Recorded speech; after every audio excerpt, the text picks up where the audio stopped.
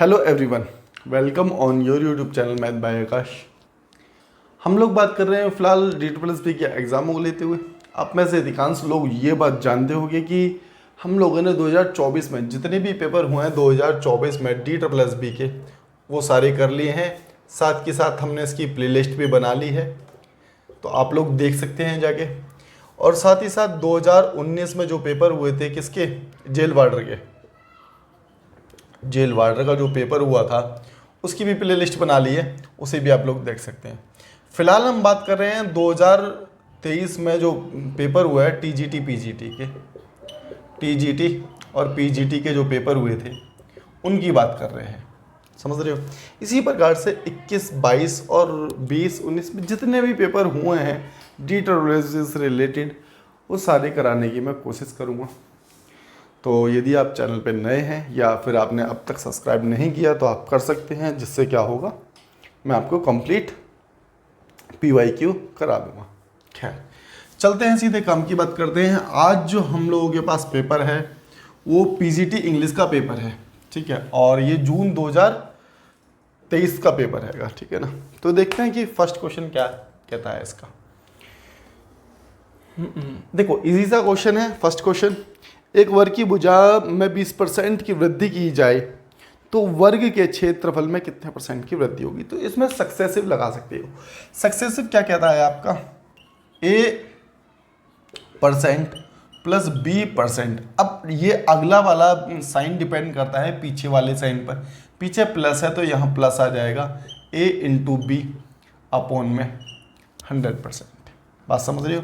अब आ जाओ, जैसे क्वेश्चन में क्या कहा गया है, कह रहा है कि एक वर्ग की भुजा 20% की वृद्धि की जाती है, तो इसका मतलब 20% की वृद्धि की जाती है तो प्लस का 20, फिर से वृद्धि 20 की होगी। ऐसा क्यों? देखो एक वर्ग है, एक क्या है, वर्ग है, एक वर्ग है। वर्ग का अगर हम एरिया निकालते हैं, ये एरिया निकालते हैं, तो एरिया का फॉर्मूला क्या होता है, A का स्क्वायर। A का स्क्वायर मतलब कि भुजा का स्क्वायर, इसलिए हमने यहाँ पर 2 बार 20 रखा है। बात क्लियर है, क्योंकि क्षेत्रफल तो ऐसे ही निकलेगा ना, A का स्क्वायर तो 20, एक बार फिर भी यहाँ प्लस प्लस है तो यहाँ पर भी प्लस होगा और 20 × 20 हो जाएगा, ठीक है, अपॉन में 20। तो 20 पंजे 100, 5 से काटा 4 बार गया, 20 20 40 हो गया, 40 में 4 जोड़ेंगे तो 44% किसका, प्लस का है, तो क्या हो जाएगा, हम इसमें इंक्रीज होगा, ठीक है। तो कितने % की वृद्धि हुई है, 44% आपका आंसर हो जाएगा। तो चलते हैं नेक्स्ट क्वेश्चन की ओर और देखते हैं कि नेक्स्ट क्वेश्चन में आप लोगों को क्या दिया गया था। नेक्स्ट क्वेश्चन क्या कहता है, क्वेश्चन नंबर 42। अच्छा क्वेश्चन है, वोट एंड स्ट्रीम का क्वेश्चन है, चैप्टर वोट एंड स्ट्रीम है उसका क्वेश्चन है, ठीक है। क्वेश्चन में क्या कहा गया है, कह रहा है कि एक आदमी नाव चलाकर धारा के विपरीत किसी, एक मिनट मैंने कुछ गलत पढ़ दिया। कह रहा है कि एक आदमी नाव चलाकर धारा के विपरीत किसी स्थान से 10 मिनट में पहुंच जाता है, ठीक है। धारा के अनुरूप लौटने में उसे 5 मिनट लगते हैं। धारा के अनुरूप पहुंचने में उसे केवल 5 मिनट लगते हैं। धारा की गति 2 मीटर पर सेकंड दे रखी है, तो नाव की गति क्या है। मैं आपको बताता हूँ कि क्या कहा गया है क्वेश्चन में। क्वेश्चन में कह रहा है कि मान के चलिए एक व्यक्ति है जो धारा के विपरीत जाता है, अपोजिट, जैसे पानी जो है ऐसे बह रहा है तो इसके इधर जा रहा है, तो उसे 10 मिनट का समय लगता है। कितना समय लगता है, 10 मिनट। और जब ये पानी के साथ साथ जाता है, जब ये पानी के साथ साथ जाता है तो इसे 5 मिनट लगते हैं। कितने मिनट लगते हैं, तो इसे 5 मिनट लगते हैं, है ना, ठीक है। 5 मिनट ही बोले हैं क्वेश्चन में, 5 मिनट लगते हैं, तो इसका मतलब 5 मिनट कम लगते हैं जब पानी के साथ साथ जाता है। इतनी बात क्लियर है। उसने हमें दे रखी है वाटर की जो स्पीड दे रखी है 2 मीटर पर सेकंड दे रखी है। हमसे वोट की स्पीड पूछी कि वोट की स्पीड क्या होगी, ठीक है। इसको करने के 2 तरीके मैं आप लोगों को बता सकता हूँ, देखते हैं कैसे होगा। देखो अगर मैं बात करता हूँ वोट की स्पीड की, देखो जो अपोजिट डायरेक्शन होता है, अगर पानी इधर बह रहा है और नाव तुम इधर चला रहे हो, ठीक है, नाव इसके अपोजिट चला रहे हो, पानी इधर बह रहा है, तो क्या होता है कि स्पीड घट जाती है। क्यों? पानी की फोर्स होगी प्लस तुम इधर की अपोजिट साइड चला रहे हो तो पानी अपना फोर्स लगाएगा तो तुम्हारी स्पीड को क्या कर देगा, कम कर देगा। तो इसका मतलब यहाँ से हम क्या करेंगे, वोट माइनस वाटर, कब? जब पानी के विपरीत जाते हैं, पानी के अपोजिट जाते हैं तो स्पीड क्या हो जाती है? घट जाती है। बात क्लियर है? अगर मैं बात करता हूँ कह रहा 10 मिनट, अब देखो ये स्पीड हो गई, पानी के विपरीत मल्टीप्लाई कर देंगे तो यहाँ से डिस्टेंस बन जाएगा एक तरह से, 10 मिनट तक चलाता है। दूसरी बात क्या कही है क्वेश्चन में? कह रहा है कि b minus W, b plus W जो पानी के साथ साथ जाता है तो इसे 5 मिनट लगते हैं, हमने यहाँ 5 मिनट लिख लिए, इसमें कोई दिक्कत नहीं है। W की वैल्यू हमें 2 दे रखी है ना, धारा की स्पीड जो दे रखी है 2 दे रखी है, तो W की जगह हमने क्या कर दिया? 2 पुट कर दिया। यहाँ से इसको काट सकते हैं, इक्वल टू का साइन है तो 5 एकम 5 और 5 दूनी 10, तो 5 एकम 5 से 5 दूनी 10, कोई दिक्कत नहीं है। अगर इसकी मल्टीप्लाई कर दे तो यहाँ जाएगा 2b माइनस 4 बराबर b प्लस 2। बात क्लियर है? ये इधर जाएगा तो 2b में से b माइनस होगा तो हमारे पास बचेगा क्या? b। ये इधर चला जाएगा तो ये माइनस का उधर जाके हो जाएगा, इक्वल टू उधर जाएगा तो प्लस का हो जाएगा, तो ये हो जाएगा 4 में 2 जोड़ेंगे तो 6 हो गया। तो b की वैल्यू हमारे पास कितनी आ गई? b की वैल्यू यहाँ से निकल के आ गई 6 मीटर पर सेकंड। बस यही आपसे पूछी थी कि b की वैल्यू क्या होगी।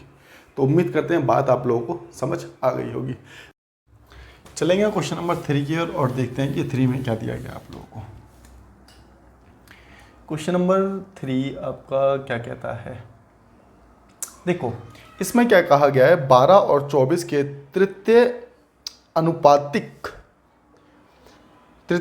का 9 और 36 के मध्य अनुपातिक में अनुपात पूछा गया आपसे, ठीक है ना। तो क्वेश्चन नंबर 3 देखो, सबसे पहले तृतीय अनुपात कैसे निकालते हैं मैं आपको बता देता हूँ। A B B C ये तृतीय अनुपात निकलता है। B की मल्टीप्लाई 2 बार करते हैं, जैसे B मल्टीप्लाई B, या फिर मैं आपको ऐसे कहूँ कि A अपॉन B बराबर होगा B अपॉन C के, ठीक है। तो यहाँ से तृतीय अनुपात निकलता है। तो यहाँ पर क्या दे रखा था? 12, तो हम इसको रख सकते हैं ना, B को रिपीट करेंगे तो मतलब कि 24, यहाँ रख लेंगे कितना? 24।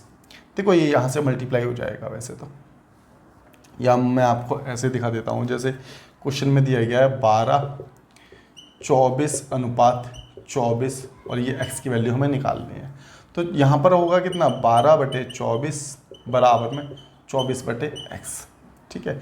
इन दोनों की आपस में मल्टीप्लाई हो जाएगी तो ये हो जाएगा कितना? 24 मल्टीप्लाई 24 डिवाइड बाय 12, तो 12 दूनी 24 तो 24 दूनी 48। तो x की वैल्यू जो हमारे पास आ गई कितनी आ गई? 48 आ गई। तो तृतीय अनुपात की वैल्यू हमने 48 निकाल दी है, तो यहाँ पर एक जगह लिख दिया हमने कितना? 48। इतनी बात क्लियर होगी आप लोगों को। अगर दूसरी बात करते हैं हम, ठीक है, तीसरे अनुपात की बात करते हैं, तो 9 और 36, तो 9 और 36 का मध्य अनुपात। देखो मध्य अनुपात निकालने का तरीका क्या होता है कि जो भी वैल्यू दे रखी है उसकी मल्टीप्लाई कर देते हैं और रूट में निकाल देते हैं, ठीक है। तो रूट की वैल्यू से मल्टीप्लाई कर दो, मतलब कि जो भी वैल्यू उसकी मल्टीप्लाई कर दो और रूट में रख दो, तो ये कितना आ जाएगा हमारे पास? ये 3 का है और ये 6 का है, तो 6 या 18 बन गया। तो यहाँ से हमें ये वैल्यू भी निकल के आ गई कि ये वैल्यू हो जाएगी 18। इसका रेशो पूछा था, तो 6 या 18 और 6 48, तो 8 और 3 इसका रेशो हो जाने वाला है। तो उम्मीद करते हैं कि इतनी बात आप लोगों को क्लियर हो गई होगी। चलेंगे नेक्स्ट क्वेश्चन की ओर और क्वेश्चन नंबर 44 देखेंगे। देखो 44 में एक चीज़ मैं आपको बता देता हूँ। देखो कभी भी LCM SCF दे रखा हो, जैसे LCM गुणा SCF, अपॉन में होता है क्या? फर्स्ट संख्या अपॉन में सेकंड संख्या। अगर आपको कभी भी LCM दे रखा है या फिर LCM SCF दे रखा है, एक संख्या दे रखी है दूसरी संख्या दे रखी है, तो आप कुछ भी निकाल सकते हो। कोई 3 चीज़ दे दे आपको तो तीसरी चीज़ चौथी चीज़ आप लोग निकाल सकते हैं। जैसे यहाँ पर LCM SCF का गुणनफल दे दिया आपको कितना? 1764, ठीक है ना। 2 संख्याओं का, देखो नहीं 2 संख्याओं का गुणनफल है ना, तो इसका मतलब फर्स्ट, देखो इसको ऊपर नीचे रख लो कोई फर्क नहीं पड़ता, ठीक है। इसकी मल्टीप्लाई कर दी इससे, तो ये आ गया 1764, ये आ गया हमारे पास 1764। अपॉन में LCM गुणा SCF, हमारे को क्या दे रखा है उसने? SCF दे रखा है। SCF कितना दे रखा है क्वेश्चन में SCF दे रखा है आपको 14, तो यहाँ से LCM निकल जाएगा ना, बात समझ रहे हो। ये इसकी वैल्यू तो ये हो गई और इसकी वैल्यू ये हो गई, तो बचा हुआ क्या? LCM होगा। बस इसको कैलकुलेट कर लेंगे, यहाँ लिखेंगे हम 7 दूनी 14 हो गया, और बचेगा कितना हमारे पास? 3, 7 पंजे 35, 7 दूनी 14, 2 से काटेंगे तो जाएगा हमारे पास 12 और 6 126। तो यहाँ से जो SCF दे रखा था, LCM दे रखा था, LCM पूछा था ना आपसे, तो एलसीएम पूछा था, तो एलसीएम की वैल्यू कितनी आ जाने वाली है, 126 वैल्यू आ जाएगी। बात क्लियर है। तो चलेंगे नेक्स्ट क्वेश्चन की ओर और देखते हैं कि नेक्स्ट क्वेश्चन में क्या दिया गया है आप लोगों को। अगला क्वेश्चन देखो, इसके अगर कॉन्सेप्ट भी जानने हैं तो फिर आपको चैप्टर करना ही पड़ेगा, ठीक है। अगर आपको बिल्कुल भी मैथ नहीं आती तो थोड़ा सा कॉन्सेप्ट जानने की आवश्यकता है, ठीक है। बात करेंगे 44 और अब करेंगे हम 45 की बात करेंगे। 45 बोले तो क्वेश्चन नंबर 5 है ना, मैं 1 मिनट निकाल लेता हूँ। देखो इसमें एवरेज दे रखा है, क्वेश्चन नंबर 5 में एवरेज दे रखा है। कह रहा है कि यदि ए का वजन 26 किलोग्राम है, बी का 56 किलोग्राम है, सी का 64 किलोग्राम है, तो ए का वजन जो दिया गया है आपको कितना 54 किलोग्राम दिया गया है, बी का जो वजन दिया गया है आपको कितना दिया गया है 56 किलोग्राम दिया गया है, और सी का जो वजन दिया गया है आपको 64 किलोग्राम दिया गया है। इसका एवरेज पूछा है, तो एवरेज कैसे निकालते हैं, जो संख्या देखिए सम ऑफ नंबर्स अपॉन में नंबर ऑफ टर्म्स कितने 3, इसको कैलकुलेट कर लेंगे। कैलकुलेट करने के बाद जो भी होगा आपका आंसर आ जाएगा। इस चीज़ को आप खुद से करेंगे, ठीक है। पहले मैंने कई बार कराया हुआ है ये क्वेश्चन भी। अब बात करेंगे, देखो डायग्राम वाला क्वेश्चन आ गया है, आप लोगों को दिख रहा होगा, मैं बताने की कोशिश करता हूँ, ये चीज़ आप वैसे ही सीख जाओगे, ठीक है। आ जाओ, एक चीज़ देखना है इसमें, टेबल आप लोगों को दिख रही है ना पूरी। क्वेश्चन में क्या पूछा गया है, B2 और B3 प्रकार के दो पहिया वाहनों का कुल उत्पादन B4 B5 प्रकार के दो पहिया वाहनों के उत्पादन का बराबर होगा, कुल उत्पादन के बराबर होगा। सिंपल सा क्वेश्चन में पूछा गया है कि B2 को B4 को लेना है हमने, नहीं पहले लेंगे हम B2 को और B3 को, B2 और B3 को लेना है, ठीक है। इसकी संख्या जोड़ लेंगे, B4 और B5 की संख्या को जोड़ लेंगे। जिस साल में, जिस ईयर में इनके रेशो नहीं टोटल जो है बराबर हो जाएगा, वही आंसर होने वाला है। समझ रहे हो, मैं बताता हूँ कैसे। देखो सबसे पहले तो इसको ऑप्शन से लेंगे, जैसे ऑप्शन 2017 में दे रखा है। 2017 में अगर तुम देखोगे 2017 में तो आपको B2 की वैल्यू 14 दिख रही है ना। 2017 में देखो और B2 में देखो तो आपको दिख गया कितना 14 दिख रही होगी नीचे वाली टेबल में, ठीक है। अच्छा हिंदी इंग्लिश है, एक ही टेबल है, कोई दिक्कत नहीं है। तो B2 में आपको दिख गई, 2017 की लाइन में देखेंगे और B2 में देखेंगे तो 14 दिख गई है 14। अब B3 की बात करेंगे तो B3 में जाएंगे 2017 में ही, तो ये दिख रहा है आपको कितना 21। तो 21 और आप 21 और 14 को जोड़ेंगे तो आपके पास बन रहा है कितना, टोटल कर देंगे तो आपके पास 35 बनेगा, ठीक है। अब देखो B4 B5 को जोड़ेंगे तो B4 B5 2017 के हिसाब से 6 और 20 है 26, तो ये तो बराबर नहीं है, इसका टोटल बराबर नहीं है। उसने कहा कि किस साल में टोटल बराबर होगा, तो पहला ऑप्शन गलत हो गया। 2018 की ओर चलेंगे, 2018 में B2 की बात करेंगे तो ये हो गया 14, B3 की बात करेंगे तो ये हो रहा 16, दोनों को टोटल किया तो हमारे पास 30 बन रहा है। और इसी प्रकार से B4 की बात करेंगे तो ये हो रहा है 9, और B5 की बात करेंगे तो हो रहा है 16 और 9 होता है कितना 25, तो ये वाला भी सेटिस्फाई नहीं कर रहा। अब चलेंगे 2019 की ओर, और 2019 में देखेंगे तो ये दे रखा है आपको B2 की वैल्यू जो दे रखी है आपको 16 दे रखी है, B3 की वैल्यू जो दे रखी है 13 दे रखी है। 16 और 13 को जोड़ा तो 29 बना। इसी प्रकार से 2019 की बात करें हम, 2019 में B4 की वैल्यू 10 है और B5 की वैल्यू 19 है, दोनों को जोड़ा तो 29 बन गया। बस, तो आंसर क्या होने वाला है हमारे पास, आंसर हमारे पास 2019 हो जाएगा। उम्मीद करते हैं बात समझ आ गई होगी, बात बाकी आप कमेंट करके बता सकते हैं। Question number 7 diagram based question ही था, लेकिन हो क्या रहा है जो पीडीएफ मेरे पास है उसमें विजुअल नहीं है सही से,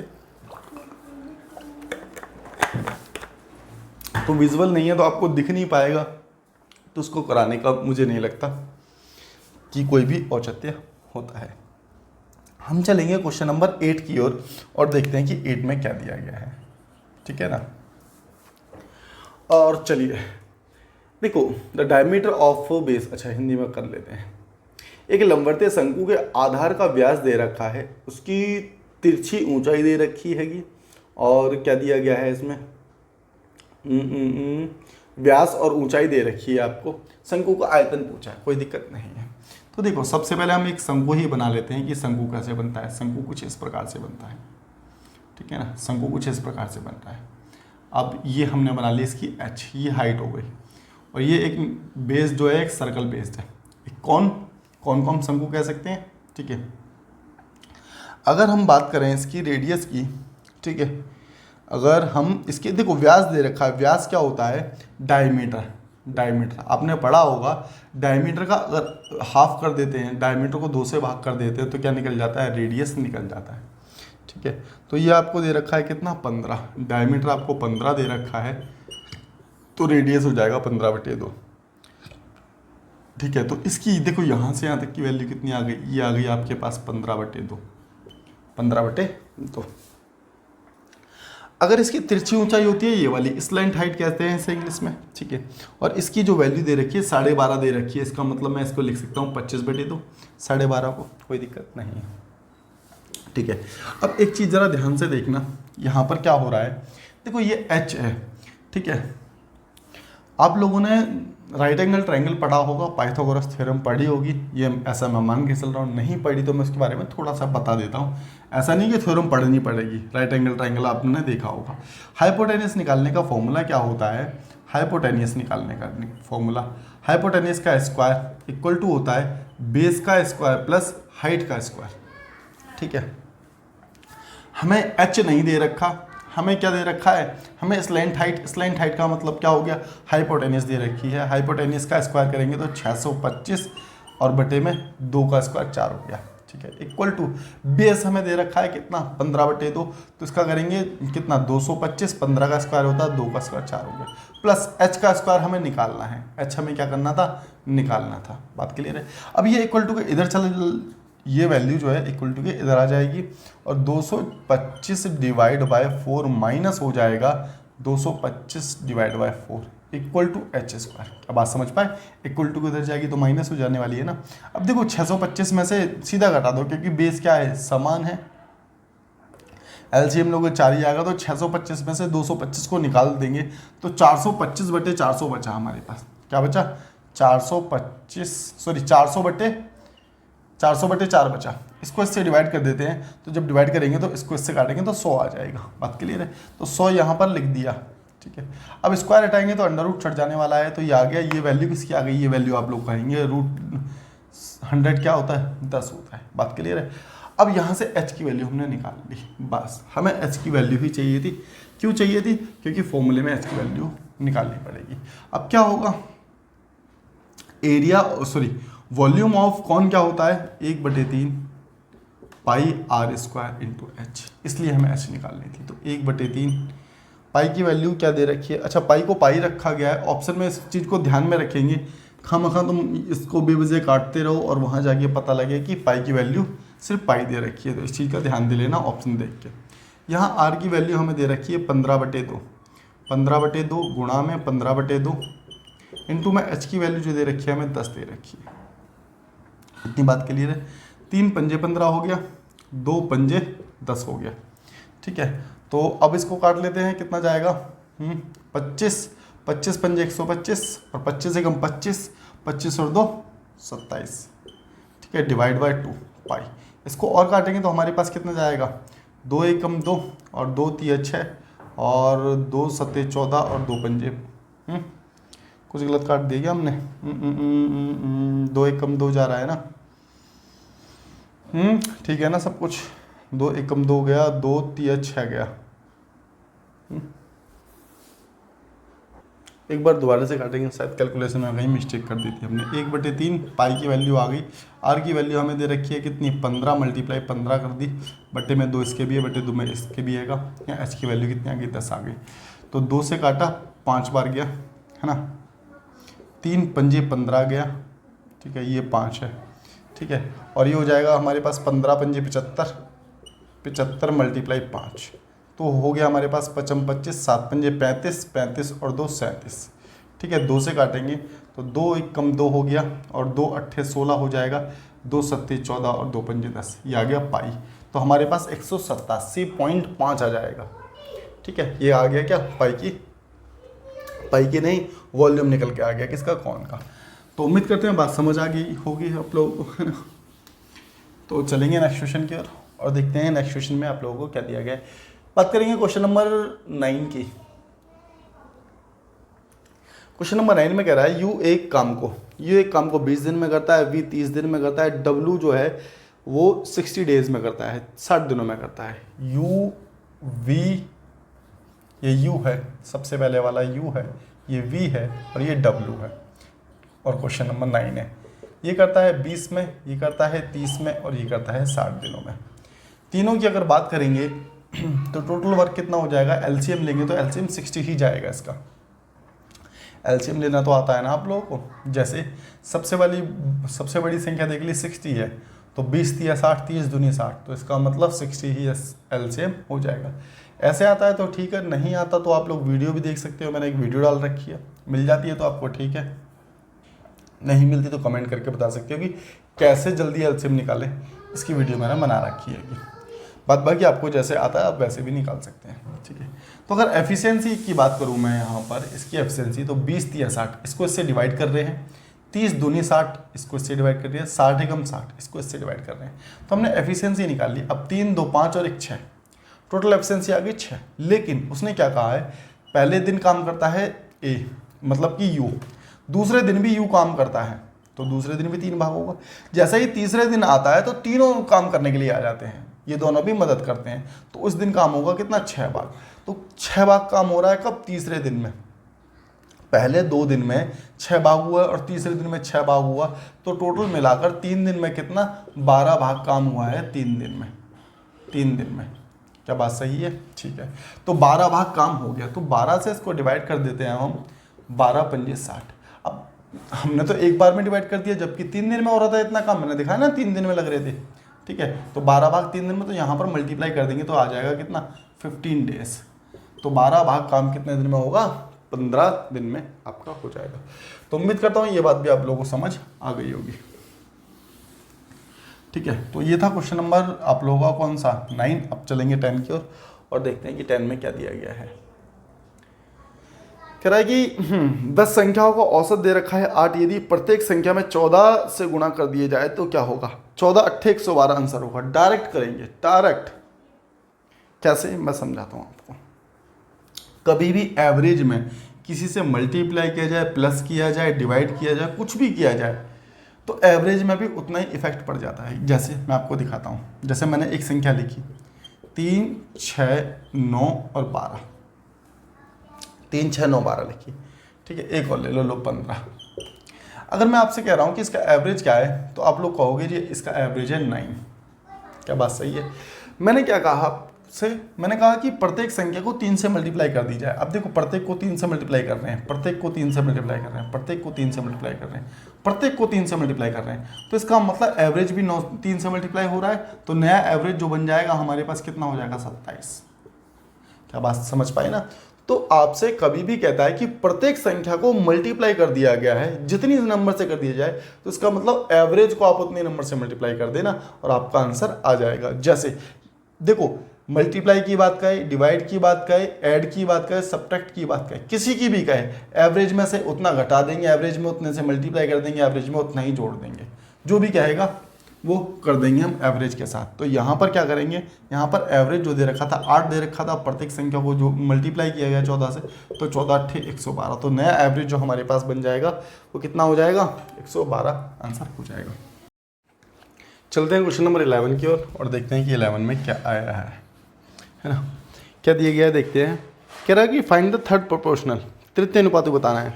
तो यहाँ पर एक चीज़ देखना, ये जो क्वेश्चन है मेरे हिसाब से इसमें थोड़ा सा एरर है। क्वेश्चन क्या होना चाहिए, ठीक है, ऑप्शन के अकॉर्डिंग 3 और 0.09 इसका तृतीय अनुपाती पूछा जाएगा, ठीक है ना। मैंने क्वेश्चन में कोई बदलाव नहीं किया, करने के लिए मैं कर सकता था, इसे करेक्ट करके आपको दिखाया था, बट हम कर रहे हैं PYQ, तो उसमें आपको मेरे हिसाब से PYQ में फिर पता नहीं चलता ना कि पेपर एक्चुअल में आता कैसा है। तो पेपर में 1-2 क्वेश्चन गलत मिल सकते हैं, उसके लिए घबराना नहीं है, ठीक है। 2 क्वेश्चन है जिसमें एरर है, एक क्वेश्चन और भी है, अभी बताऊंगा मैं उसके बारे में। खैर, तो यहाँ पर आते हैं। तो तृतीय अनुपाती का मतलब क्या हो गया कि B को रिपीट करना है। तो यहाँ पर क्या करेंगे हम, 0.09 मल्टीप्लाई 0 0.09 को डिवाइड करेंगे किससे, इससे ए से, है ना, इससे 3 से, तो 3 3 9, 0.03, 9 3 27, तो हमारे पास जो आंसर आने वाला है 0.0027 हमारे पास क्या हो जाएगा, आंसर हो जाएगा। ठीक है ना, अरे ठीक हो जा भाई, 277 है ये। ठीक है, तो ये हो गया क्वेश्चन नंबर 11। चलते हैं क्वेश्चन नंबर 12 की और देखते हैं कि 12 में क्या दिया गया है हम लोगों को। क्वेश्चन नंबर 12 आगे अभी बहुत अच्छे अच्छे क्वेश्चन आने वाले हैं, है ना, देखना। 12 देखेंगे तो इसमें कहा गया है कि यदि किसी वस्तु को लागत मूल्य अंकित मूल्य का 50% है, देखो लागत मूल्य कॉस्ट प्राइस जो है वो प्रिंट प्राइस का 50 है, तो इसको हम 100% मान लें तो इसको 50 मानना पड़ेगा। ठीक है, आगे क्या कहता है क्वेश्चन में, तो 20% की छूट देने के बाद लाभ परसेंट। अब देखो इस पे 20% की छूट दे रहा है, इसका मतलब 80 में से बेच रहा है, सेलिंग प्राइस कितना हो गया 80। अब एक चीज़ देखो, ये 50% था, ये 80% पर बेच रहा है, उसकी कॉस्ट प्राइस कितनी थी 50%, मतलब कि 50 की वस्तु 80 में बेचेगा तो हमें कितने का प्रॉफिट होगा, 30 का प्रॉफिट होगा। किस पे, लाभ और हानि की गणना किस पर की जाती है, क्रय मूल्य पर की जाती है, इनटू में 100, तो यहाँ से आ गया 50 दूनी, तो कितना हो गया 60% का ऐसे प्रॉफिट हो रहा है। बात क्लियर है, चलेंगे हम नेक्स्ट क्वेश्चन की ओर। और साथ ही साथ आप लोग बता सकते हो किसी प्रकार का कैसा भी डाउट है कमेंट में बता सकते हो आप लोग। क्वेश्चन नंबर बात कर रहे हैं 13 की। हाँ देखो अच्छा क्वेश्चन है ये भी। ठीक है, क्वेश्चन नंबर 13 की, इसको थोड़ा सा नीचे लिखेंगे जिससे कि उसके क्वेश्चन के ऊपर ना जाए। ठीक है, यहाँ पर x की जो वैल्यू दे रखी है आपको 81 दे रखी है, x की वैल्यू जो दे रखी है आपको 81 दी हुई है, तो क्वेश्चन मैंने लिख दिया है। अब एक चीज़ देखो, जहाँ x की वैल्यू है वहाँ 81 आएगा, तो इसका मतलब यहाँ से x हटा के 81 लिख दें। अब 81 में से 6 जाएगा तो इसका मतलब ये पूरा हटेगा और 74 आ जाएगा। 81 में से 6 गया तो 75 आ जाएगा ना, यहाँ पर 75। अब एक चीज़ देखना, इसकी जगह हम अगर रखते हैं यहाँ पर 81, देखो 81, अगर 81 की पावर 3/4 है ना, तो देखो हमें नीचे वाला 4 खत्म करना है, नीचे वाला 4 खत्म करना है। तो नीचे वाला 4 हम कैसे ख़त्म कर सकते हैं, मैं इसको 81 को मैं ये भी लिख सकता हूँ कि 3 की पावर 4। ठीक है ना, पावर 4 में कन्वर्ट करना है, जिससे क्या होगा, ये जो 3/4 है ना, ये 3/4, ये 4 से 4 कैंसिल आउट हो जाएगा। समझ रहे हो मेरी बात को, तो 3 3 होती है 27, तो इसका मतलब हम इस पूरे के बदले 27 रख सकते हैं क्या। समझ रहे हो कि यहाँ पर 81 था, 81 को मैंने क्या किया कि 81 को 3 की पावर 4 रख दिया और उसकी पावर थी कितनी 3/4, तो 3/4 से ये 4 कैंसिल आउट हो गया। अब 3 की पावर 3 बची, तो 3 की पावर क्या होती है 3 3 9 3 27, तो यहाँ पर आ जाएगा क्या 27। तो इस पूरे को हटाओ यहाँ से, ये समझाने के लिए लिख दिया मैंने आपको। ठीक है, तो यहाँ से इसको हटाया और यहाँ पर लिख दिया हमने कितना 27। बात करिए, अब देखो ये x है, x की पावर 1/2 है यहाँ पर। अब 81 की पावर 1/2, अब मुझे 2 हटाना है, इसका मतलब मैं कितने की पावर 2 कर दूँ, तो इसका मतलब हम इसको लिख सकते हैं कि 9 की पावर 2, 9 की पावर 2, इस 2 से ये 2 कैंसिल हो गया, तो इसका मतलब यहाँ पे सीधा सीधा क्या आ जाएगा 9 आ जाएगा। ठीक है, तो यहाँ पर इसको लिख लो 9, प्लस का साइन और 9 लिख दो इसको 9। ठीक है ना, अब इसी प्रकार से यहाँ पर आ जाओ, देखो यहाँ पर भी तो 81 की पावर 1/2 है, तो यहाँ 9 आया तो यहाँ पर भी 9 ही आ जाएगा। अभी समझा दिया है क्यों आ जाएगा, है ना, तो इसको देख लोगे तो ये भी समझ आ जाएगा।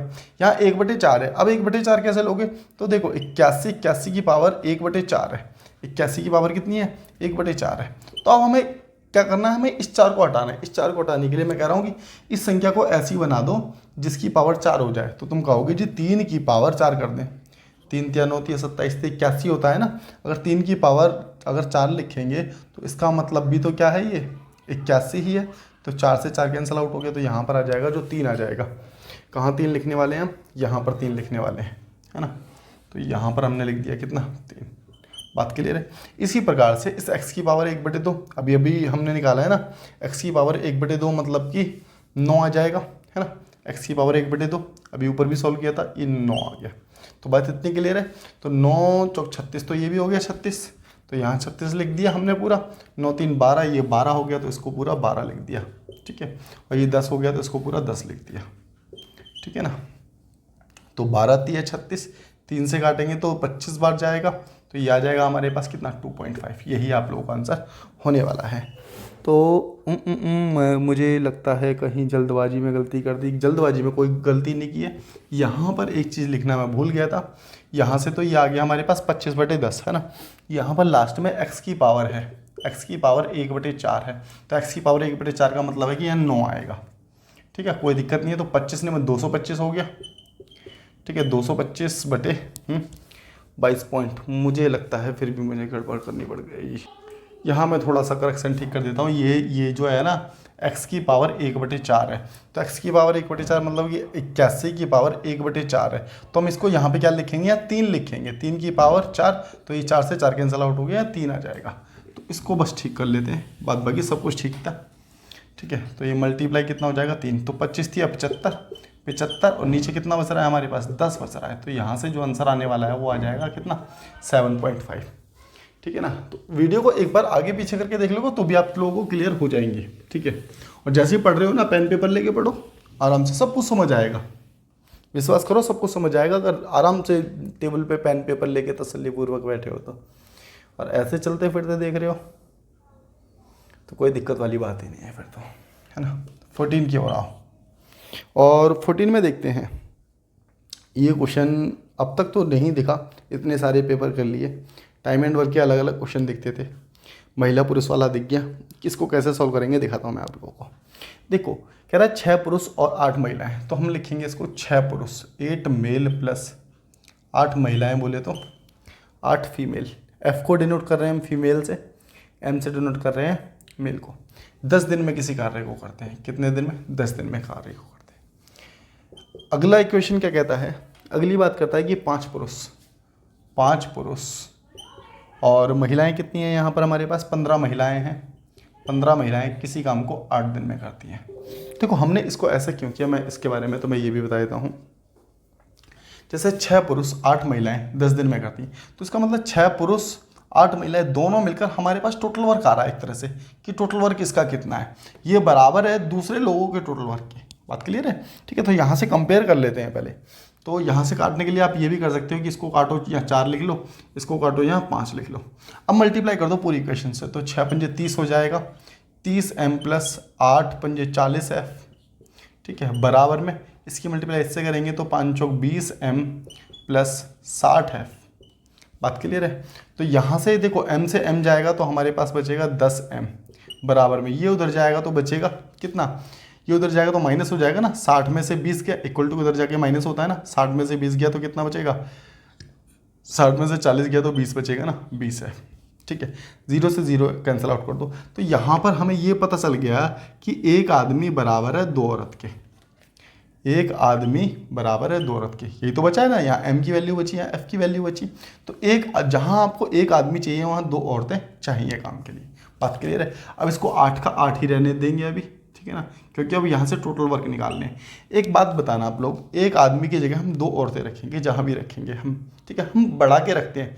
बढ़ा के मतलब कि जैसे या तो आदमी में कन्वर्ट कर लो या महिला में कन्वर्ट कर लो। तो महिला में कन्वर्ट करना आसान होगा। कैसे, जैसे यहाँ पर अगर 5 आदमी हैं, यहाँ पर 5 आदमी है तो यहाँ 10 महिलाएं तो रख सकते हैं हम। अगर हम कहें कि यहाँ पर, जैसे यहाँ पर 15 महिलाएं, तो यहाँ पर कितना रखना पड़ेगा, हमें 7.5 पुरुष रखने पड़ेंगे। समझ रहे हो मेरी बात को? नहीं समझ रहे तो जरा मैं दोबारा से बताता हूँ, देखना। जैसे 5 महिलाएं हैं, 5 पुरुष हैं, 5 पुरुष हैं, और यहाँ पर हमने अभी ये क्या देखा कि एक आदमी बराबर है 2 औरतें के। जहाँ पर आपको काम के लिए एक आदमी चाहिए, उसके बदले अगर वो कहता है कि नहीं औरतें भेजो, तो औरतें कितनी चाहिए होंगी, 2 औरतें चाहिए होंगी। बात क्लियर है। तो ये 10 आदमी के बदले 5 आदमी के बदले कितनी औरतें चाहिए होंगी, 10 औरतें चाहिए होंगी। तो यहाँ लिख लेते हैं 10 औरतें। अब ये फीमेल बन गई, और ये 15 महिला, तो 15 महिला ही रहने वाली है। ठीक है, 15 महिलाएं। ठीक है, कितने दिन में कर रही हैं, 18 दिन में। तो यहाँ से टोटल वर्क निकल के आ जाएगा 25 की मल्टीप्लाई 8 के साथ करेंगे तो 25 × 200 हो गया। तो यहाँ पर हमने कर दिया कितना, ये हो गया 200 क्या से निकाला, यहीं से निकाला। वीडियो को पीछे करके फिर से देख लेना कैसे निकल रहा है। ठीक है, अब ये बराबर है, क्वेश्चन में क्या कहा गया है, कह रहा है कि 17 पुरुष मेल प्लस, और आपका कितनी महिलाएं, 16 महिलाएं, 16 फीमेल। अब इसको कन्वर्ट करो मेल में। कन्वर्ट कैसे करोगे, तो जैसे 17 पुरुष है तो इसका मतलब इसकी डबल महिलाएं होंगी, तो इसका मतलब 34 महिलाएं प्लस 16 महिला का तो 16 महिला ही रहेगा। ये कितना हो जाएगा 50, 50 से इसको भाग कर देंगे तो ये आ जाएगा कितने दिन में करेगा, 4 दिन में काम पूरा हो जाएगा। तो उम्मीद करते हैं बात समझ आ गई होगी। अच्छा क्वेश्चन था, थोड़ा सा प्रैक्टिस करोगे तो जल्दी कर पाओगे। ये समझने में इतना समय लग जाता है, बात बाकी जब करते तो 30-40 सेकंड में क्वेश्चन हो जाने वाला है, ठीक है ना। तो घबराना नहीं है। सबसे पहले तो आ जाओ, कह रहा है कि हम सीक्वेंस से चल रहे हैं ना। 13 कर लिया हमने, 14 कर लिया, 15 करेंगे, है ना। तो 15 पे आ जाओ। 15 में कहता है कि 16,540 रुपये 2 वर्ष के लिए 16% प्रति वर्ष की दर से वार्षिक चक्रवर्ती ब्याज क्या होगा। तो अब चक्रवर्ती ब्याज निकालेंगे 16,540 का, ठीक है। टाइम कितना दे रखा है, ये प्रिंसिपल हो गया और हमारे पास जो रेट टाइम हो गया वो आ गया 2 वर्ष, ठीक है। और रेट ऑफ इंटरेस्ट जो आ गया हमारे पास 16% आ गया। तो हमें सबसे पहले कुछ भी नहीं करना, इसका 16% निकालना है। 16% कैसे निकालते हैं, 16,540 गुणा में 16/100, इस प्रकार से निकालेंगे। 0 से 0 कैंसिल आउट कर दो तो 16 चौक 64 हो गया, ठीक है। 16 पंजे 80, 80 और 6 86 हो गया, ठीक है। और 16 16 256 और 8 कितना होता है 264, ठीक है। अब एक 0 बच रही थी तो 0 हटेगी तो यहाँ दशमलव आ जाएगा। तो इसका मतलब 264 और 64, यहाँ पर लिख लिया हमने 264.64। यही तो आया था अभी, नहीं ये नहीं आया था, 264 और ये आया था, ठीक है ना। अब ये हमने क्या निकाल दिया है, 16,500 का 16% निकाला है। अब देखो एक वर्ष का ब्याज और दूसरे वर्ष का साधारण ब्याज, मैंने क्या कहा साधारण ब्याज तो समान होगा, ठीक है ना। अब इसको हम ऐसे कर लेंगे, ठीक है। एक चीज़ देखो, पहले वर्ष का चक्रवर्ती ब्याज और साधारण ब्याज तो बराबर रहता है। अब हम चक्रवर्ती ब्याज की बात करते हैं तो हम इस पर निकालते हैं कितना, एक फालतू और निकालेंगे। फालतू का मतलब ये हो गया, देखो मैं आपको समझाता हूँ। जैसे पहले वर्ष का चक्रवर्ती ब्याज साधारण ब्याज समान होगा, दूसरे वर्ष से ब्याज लगेगा, तो अब इसका 16% और निकाल लो बस। इसका 16% निकालेंगे तो कितना हो जाएगा, जल्दी से निकाल के बता देता हूँ मैं आप लोगों को। तो मैंने यहाँ निकाल दिया कि इसका 16% निकाल दिया। इसका 16% कैसे, इसकी मल्टीप्लाई 16 के साथ कर दी, इनटू में डिवाइड बाय 100 कर दिया। अब यहाँ से क्या हो जाएगा, एक के बाद तो दशमलव था, 2 अंक और ले लेंगे तो दशमलव जो होगा ये यहाँ पर कहीं आ जाएगा, 3 अंकों के बाद आ जाएगा। अब कुछ भी नहीं करना हमें, 423, ठीक है, 0.424 इन सबको जोड़ लेना है। इन सबको जैसे ही जोड़ेंगे तो आपका अप्रॉक्स में आ जाएगा 5716.22 अप्रॉक्स में आंसर आ जाएगा, जो भी हैगा आपका। समझ पा रहे हो मेरी बात को। तो कभी भी चक्रवर्ती ब्याज निकालना है तो आप ऐसे भी निकाल सकते हो। ये जो होता है ये 2 वर्ष का साधारण ब्याज होता है, ये जो आएगा SI CI का डिफरेंस आएगा, SI माइनस CI का डिफरेंस आएगा, ठीक है ना, ये डिफरेंस आएगा। और ये जो आता है ये क्या आता है, ये CI आता है, इस तरीके से, ठीक है। तो ये बात हो गई क्वेश्चन नंबर 15 की। आप कैसे भी क्वेश्चन आ जाए CI की इस प्रकार से कर सकते हो, ठीक है। चलेंगे नेक्स्ट क्वेश्चन की ओर और देखते हैं क्वेश्चन नंबर कितना, 16 की ओर चलेंगे। अब 16 में क्या दिया गया है, हाँ तो कह रहा है कि 37 ऊंचाई, तिरछी ऊंचाई, देखो तिरछी ऊंचाई जो है 37 सेंटीमीटर दे रखी है। आधार वाले आधार का व्यास जो दे रखा है 24 सेंटीमीटर वाले एक लंबवर्तीय शंकु को पिघलाया जाता है, जो 6 सेंटीमीटर त्रिज्या वाले लंबवर्तीय शंकु में बदल दिया जाता है। नए शंकु की ऊंचाई ज्ञात करनी है। देखो एक शंकु है जिसकी तिर्यक ऊंचाई जो दे रखी है वो दे रखी है 37, ठीक है। और उसकी रेडियस जो दे रखी है, ये रेडियस दे रखी है, व्यास दे रखा है, इसमें व्यास दे रखा है, व्यास का आधा रेडियस हो जाती है ना। डायमीटर अगर 24 है तो r इसका आधा हो जाएगा, मतलब कि r की वैल्यू यहाँ से यहाँ तक की वैल्यू ये 12 हो गई, है ना। यहाँ से यहाँ तक की दूरी हमें निकालनी पड़ेगी, क्यों, हमें पता है ना, क्वेश्चन नंबर है 16, हमें ये पता है कि ये क्या होता है 1/3 पाई r² h होता है। ये पिघलाकर एक दूसरा बनाया गया है, क्या कोनी बनाया है, 1/3 पाई r² h, इसका भी हो जाएगा। तो मेरी बात को ज़रा समझना, देखो इससे तो ये कैंसिल आउट ही हो गया, यहाँ फ़र्क पड़ेगा इसकी r से और इसकी r से। तो इसकी r की वैल्यू अब मैं यहाँ से इसको हटा देता हूँ, ठीक है ना, यहाँ से इसको भी। ऊपर वाले की r की बात करेंगे तो r² तो ये बन गया, और h की वैल्यू, अब हमें h की वैल्यू नहीं पता, हमें इस h की वैल्यू नहीं पता, तो h की वैल्यू कैसे निकालेंगे?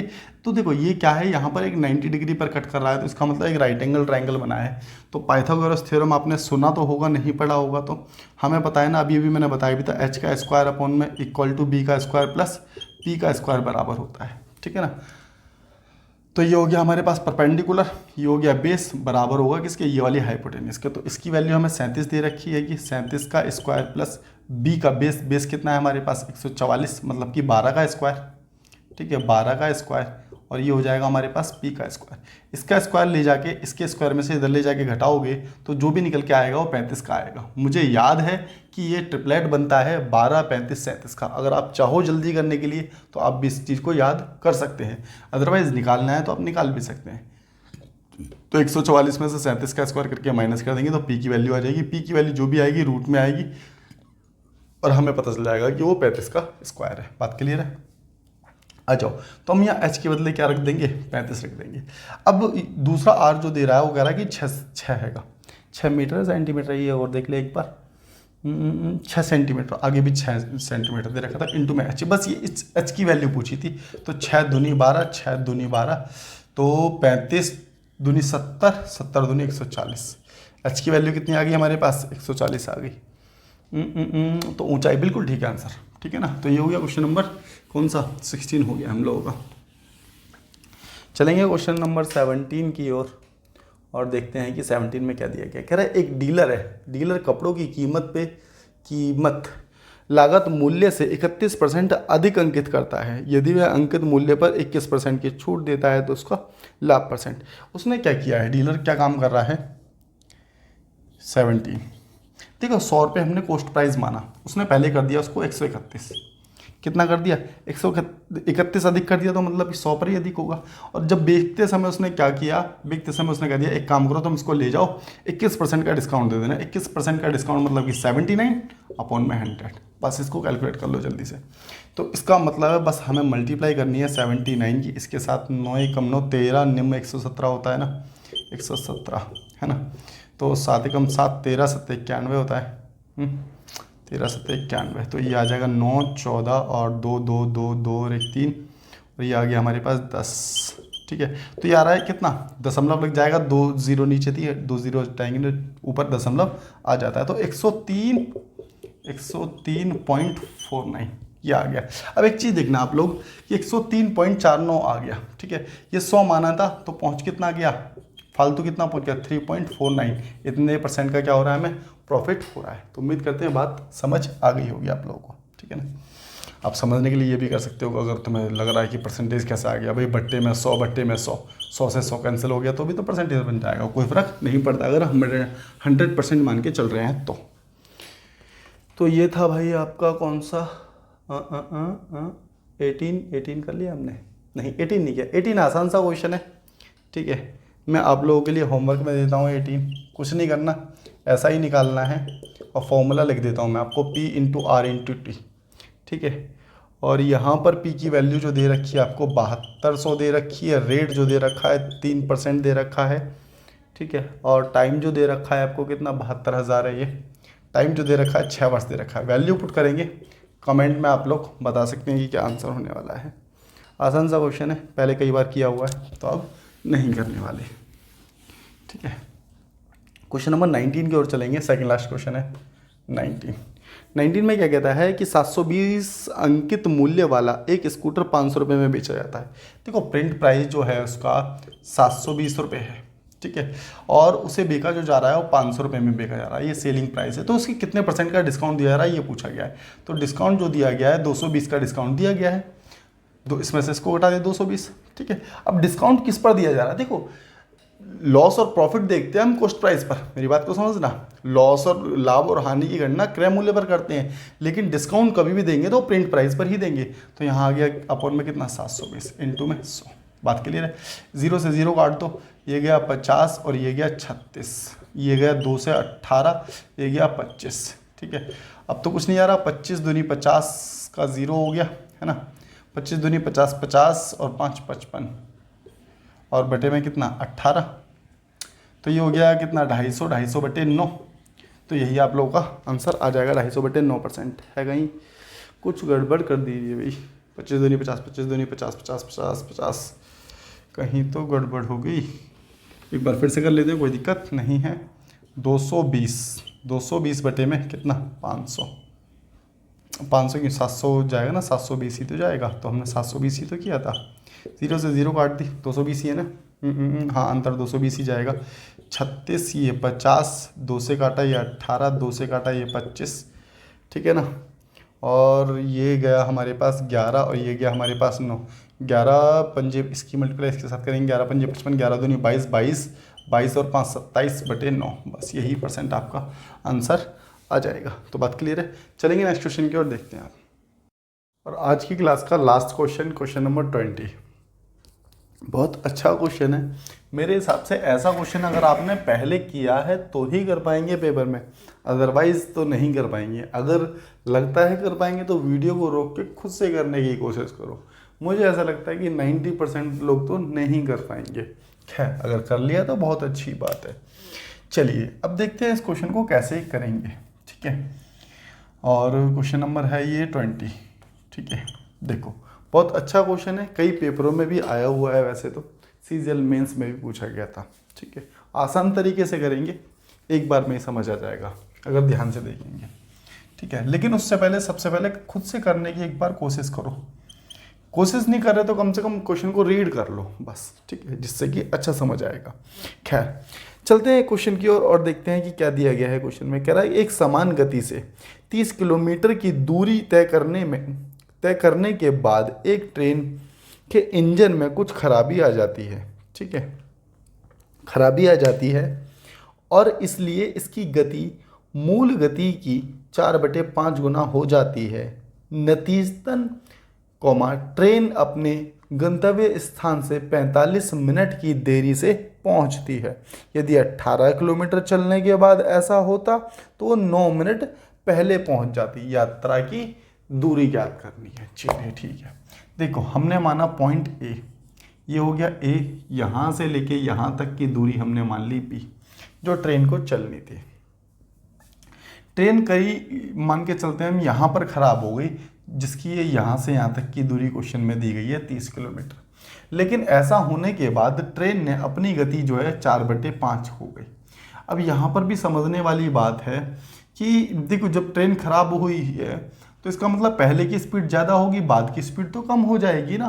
तो पहले 5 से चलती थी, फिर 4 से चलने लगी, ठीक है। साथ ही साथ अगर ऐसे नहीं समझ आ रहा तो ऐसे समझ लो कि वो 45 मिनट लेट पहुंचती है। अब 45 मिनट लेट पहुंच रही है तो इसका मतलब तो यही हो गया ना कि उसकी स्पीड कम हो गई होगी। चलिए ठीक है। दूसरी बात उसने हमसे क्या कही है कि यदि ये 48 किलोमीटर पर ख़राब होती, यहाँ से यहाँ तक की दूरी मान ली 48, ये यहाँ पर ख़राब होती और फिर इसके बाद ये आगे चलती तो ये 9 मिनट पहले पहुंच जाती। अब पहले का तात्पर्य सिर्फ इतना है कि 45 मिनट से 9 मिनट पहले पहुंच जाती। ऐसा नहीं है कि निर्धारित समय से 9 मिनट पहले पहुंच जाती। क्वेश्चन को ध्यान से देखोगे तो क्लियर हो जाएगा, ठीक है। तो इसका मतलब ये 36 मिनट में पहुंच जाती, मतलब कि 36 मिनट लेट पहुंचती। पहले 45 मिनट लेट पहुंच रही थी तो उसके बाद 36 मिनट लेट पहुंचती, कोई दिक्कत नहीं है। अब देखो इसको हमने मान लिया जैसे ए बी, तो इसको सी मान लिया हमने, ये सी मान लिया, ठीक है। और यहाँ से यहाँ तक की दूरी तो सेम होगी। अगर ये पूरी यहाँ से यहाँ तक की जो दूरी है 48 है, यहाँ से यहाँ तक की दूरी 48 है, तो ये तो 30 है, ये तो बराबर है। अब यहाँ से यहाँ तक की दूरी अगर हम बात कर लें इसकी डी की, पॉइंट डी बना देते हैं, तो यहाँ से यहाँ तक की दूरी 18 किलोमीटर हो गई, ये भी 18 हो गई। इतनी बात तो मेरे हिसाब से समझ आई होगी, क्योंकि ये क्वेश्चन में दी गई है पूरी 48, ये इतनी 30 है, तो इसके आगे की 18 होगी। खैर अब एक चीज़ हमें यहाँ से क्या क्लियर हो रही है कि हमें यहाँ स्पीड का रेशो दिया गया है। ये स्पीड का ही तो रेशो दिया गया है, स्पीड का रेशो दिया गया है, कोई दिक्कत नहीं है। हमने क्या लिख दिया यहाँ पर, स्पीड का रेशो कितना है 4:5। अगर हम टाइम के रेशो की बात करेंगे तो 5:4 हो जाएगा। क्या बात सही है? तो आप लोग कहेंगे हाँ जी बात सही है। एक चीज़ देखना, हमने टाइम का रेशो निकाल लिया। अब अगर यहाँ से देखें तो कितना टाइम अधिक लग रहा है, तो आप लोग कहोगे जी 9 मिनट अधिक लग रहे हैं। और यहाँ से कितना समय अधिक लग रहा है, 1। दिख रहा है ना यहाँ तक? ठीक है जी। तो यहाँ से यहाँ तक की दूरी, तो 1 मिनट की वैल्यू, तो यहाँ से 1 की वैल्यू कितनी आ गई, 9 आ गई। 1 की वैल्यू हमने टाइम में अंतर देखा और इसके टाइम में, तो 1 की वैल्यू 9 आ गई। अब इससे मल्टीप्लाई करेंगे तो इसका मतलब 9 पंजे 45 मिनट, और इससे मल्टीप्लाई करेंगे तो 9 चौक 36 मिनट। ये दोनों मिनट आ गई, क्योंकि वो मिनट में दे रखा था तो हमने ये चीज़ भी मिनट में निकाल ली, कोई दिक्कत नहीं है। अब एक चीज़ समझने वाली बात है कि ये 45 मिनट में पहुंचता है, ये 36 मिनट में दूरी तय करता, लेकिन ये पूरी दूरी तय नहीं करना, मेरी बात समझ रहे हो ना, ये पूरी दूरी तय नहीं कर रहा, ये सिर्फ इस 18 की वैल्यू निकाली, क्योंकि यहाँ से यहाँ तक की वैल्यू निकाल रहे थे हम, बात समझ रहे हो। या फिर हम इसको ऐसे भी कह सकते हैं कि हमने टाइम निकाल लिया, आप इसको ऐसे ही समझो चलो कि टाइम निकाल लिया हमने कितना, अगर वो 5 की स्पीड से चलता तो उसे 36 मिनट लगते, फिर उसके बाद ट्रेन जब खराब हो गई तो उसको समय लग रहा है कितना, 45, कोई दिक्कत नहीं है। लेकिन एक चीज़ बताना, हमने टाइम निकाल लिया तो यहाँ से यहाँ तक की दूरी हमें दे रखी है कितनी, 18, टाइम हमारे पास है, तो क्या अब हम स्पीड नहीं निकाल सकते, तो आप लोग कहेंगे बिल्कुल निकाल सकते हैं। 18/45 इंटू में 60, ठीक है, 15 तिया 45, 15 चौक 60 और 3 6 18, तो 6 चौक 24 किलोमीटर प्रति घंटा इसकी स्पीड निकल करके आ गई। इसी प्रकार से दूसरी स्पीड भी निकाल देंगे तो दूसरी स्पीड आ जाएगी 18 में कितना, 36 इंटू में 60 मिनट था इसलिए कन्वर्ट कर रहे हैं, 18 दूनी 36, इससे काटेंगे तो ये आ जाएगा 30 किलोमीटर प्रति घंटा। इतनी बात आप लोगों को क्लियर है क्या। हमने 2 स्पीड निकाल ली, कितनी, 24 और 30 किलोमीटर प्रति घंटा, कोई दिक्कत नहीं है। अब इसको पूरे को यहाँ से हटा देते हैं। अब जरा देखो, क्वेश्चन को आसान करने के लिए ना, अब तक हमने कोई XYZ तो माना नहीं है, ठीक है। क्वेश्चन को आसान करने के लिए ऑप्शन भी उठा सकते हैं आप, कैसे, जैसे पहला ऑप्शन है 120 किलोमीटर, यहाँ से यहाँ तक की दूरी कितनी है, 120 किलोमीटर। अगर 24 से चलेंगे तो 24 पंजे 120, सॉरी 1 मिनट, देखो टोटल 120 है ना, उसमें से 30 किलोमीटर तो निकाल देंगे जो खराब हुई थी, तो बचा कितना, 90 किलोमीटर। अब 90 किलोमीटर चलेंगे किससे, 24 से मान के चलते हैं, तो कितना समय लगने वाला है, तो इसको काट लेते हैं, किससे जाएगा, 6 चौक 24, 6 कम 6, 6 पंजे 30, 4 तिया 12, ठीक है, इसको काटेंगे तो 4 तिया 12, बचा कितना हमारे पास, 3/4, 3/4 को मिनट में कन्वर्ट कर लेते हैं तो 5 कम 5, 5 तिया 15, 3 घंटे 45 मिनट लग रहा है। क्या बात समझ पा रहे हो, मैं एक बार फिर से समझाता हूँ। 90 हमने कैसे माना, ऑप्शन से उठाया 120 किलोमीटर, 120 उठाया, 30 पे तो खराब हो गई थी, तो बचा हुआ कितना, 90 किलोमीटर ही तो बचा है, बात समझ रहे हो, ठीक है। तो 90 किलोमीटर, तो यहाँ से इसको जो टाइम लगा 3 घंटे 45 मिनट लगे, कोई दिक्कत नहीं। इसी प्रकार से 90 ले लेते हैं और यहाँ से इसको कितना समय लग रहा है, तो यहाँ से इसको लग रहा है, देखो सीधा सीधा निकल गया 3 घंटे, 3 घंटे, तो अंतर कितने का, 45 मिनट का, और उसमें 45 मिनट ही तो लेट हो रही थी क्वेश्चन में, पहले वाले में 45 मिनट ही तो लेट हो रही थी, तो ये सेटिस्फाई कर गया। तो इसका मतलब ऑप्शन जो हमने 120 लिया था वो एकदम ठीक है। बात समझ पाए क्या मेरी आप लोग। तो बस यही क्वेश्चन में दिया गया था, तो अच्छा क्वेश्चन था, मेरे हिसाब से समझ आया होगा। ठीक है, चलते हैं, बाद बाकी मिलते हैं नेक्स्ट वीडियो में। तब तक के लिए tata bye bye, see you and take care of you.